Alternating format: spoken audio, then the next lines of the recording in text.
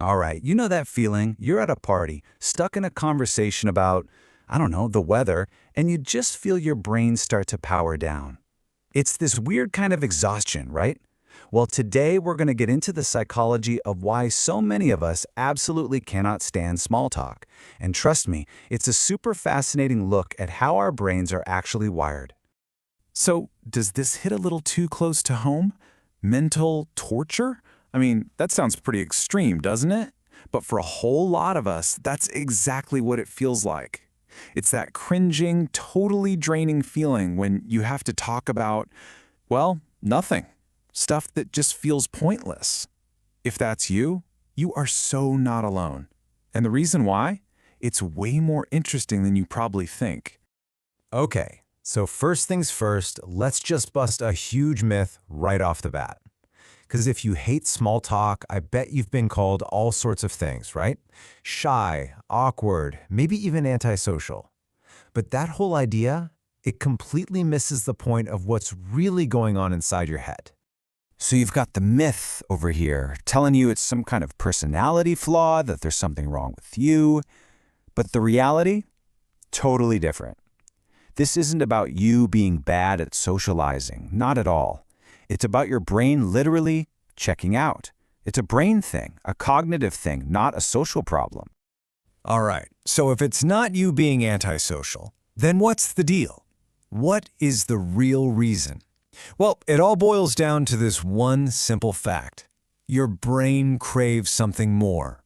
It has this deep, fundamental need for something substantial, and it's always on the hunt for real engagement. And there's actually a name for this. It's called cognitive hunger. Seriously, think about it like actual hunger. Your body needs good food, right? Well, your brain needs good information. Puzzles, big ideas, something to actually chew on. So when you get stuck in one of those predictable scripts, how's the weather, busy week, it's like you're feeding your brain nothing but air. It gets zero nutrition, it feels starved, and so what does it do? It just tunes out. Yeah, and I really want you to focus on that word, starving. This isn't just, oh, I'm a little bored. No, this is an intense craving for something complex, something with substance. And when that craving isn't met, your brain goes into self-preservation mode. It literally disengages to protect its energy. It's a survival mechanism for a brain that wants to learn and grow, not just, repeat the same old lines over and over. And this is the really crucial part, so listen up. We have to completely reframe how we think about this. Your hatred of small talk, it's not a bug. It's not some glitch in your system that you need to go out and fix. In fact, you should see it as a good sign, an indicator of how your mind works.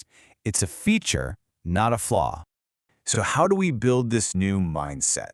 It's pretty simple, actually. Step one, just accept it's not a flaw. Seriously, stop telling yourself you're bad at parties or you're just not a social person.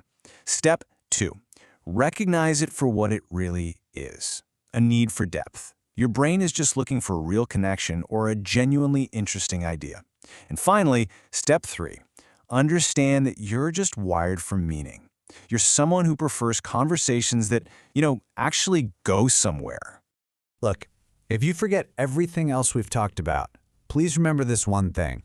Your brain isn't broken. It's not wrong. It's just bored. It's a high-performance engine that's being forced to idle, and it is screaming at you that it wants to get on the open road and really go. Which kind of leaves us with one final thought, doesn't it?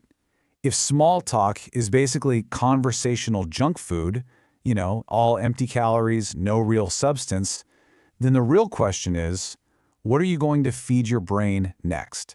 What are those complex, meaningful conversations you're going to seek out to satisfy that cognitive hunger?